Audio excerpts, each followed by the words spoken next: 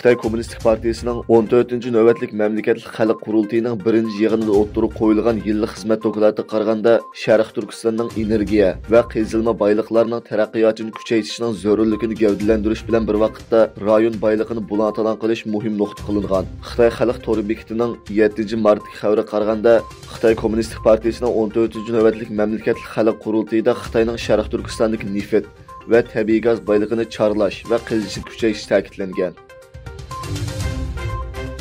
Türkiye'nin Kahramanmaraş'ta yüz bergen yer teröristinin ta'siriga uchragan qarindoshlarni qo'llash uchun Uyg'ur ommaviy tashkilotlari Dunyo Uyg'ur qurultayining rahbarligida i'oni faoliyat qo'zg'agan edi. Bu faoliyat natijasida Uyg'ur ommaviy tashkilotlari va dunyoning har qaysi joylaridagi shaxslarning ishtirok qilishi bilan jami 1 million turk lirasi i'oni to'plangan. Dunyo Uyg'ur qurultayi fondi to'plangan pullarni 2023-yil 10 mart Turkiya afat va jiddiy ahvol boshqarmasi, ya'ni ofatning hisobotiga avatgan.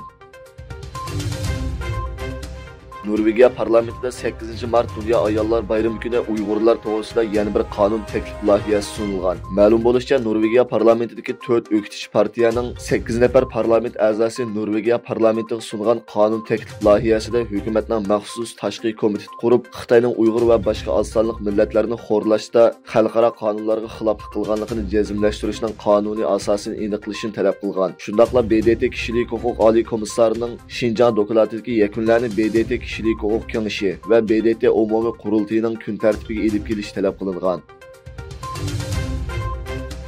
Germaniyada siyosiy panohlik bilan turayotgan Uyg'ur yosh Muhammad Qarluq 20 fevral velosiped bilan boshlagan vijdon safarini, ya'ni 950 kilometrlik musofani 20 kunda tamomlab, Germaniyaning Myunxen shahrida oxirlashtirdi.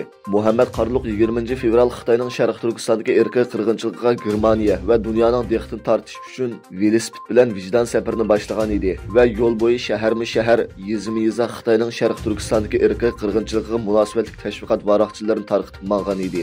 Muhammad Qarluq safardan burun karvon mashinalariga tahdid qilib, velosipedga ulash uchun bir kozub yasab chiqqan bo'lib, kozubning har tarafini kishilarning diqqatini qo'zg'aydigan irqiy qirg'inchilikqa munosabatli rasmlar va shuarlar bilan bezigan.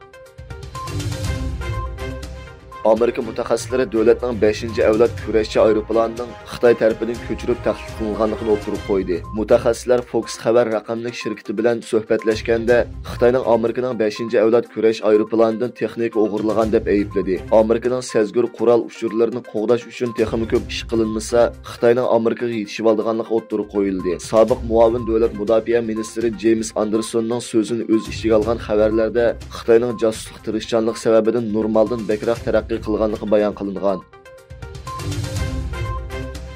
Yevropa Ittifoqi davlatlari Italiya va Avstriya Yevropa Ittifoqiga a'zo bo'lish jarayonida Bosniya, Hersegovinani har vaqt qo'llaydiganligini ta'kidladi. Italiyaning muavin bosh ministri va tashqi ishlar ministri Antonio Tajani va Avstriya tashqi ishlar ministri Aleksandr Shallenberg poytaxt Sarayevodagi ziyaratining bir qismi sifatida Bosniya Hersegovina tashqi ishlar ministri Elmedin Konakovic bilan birlashma axborot e'lon qilish yig'ini o'tkazdi.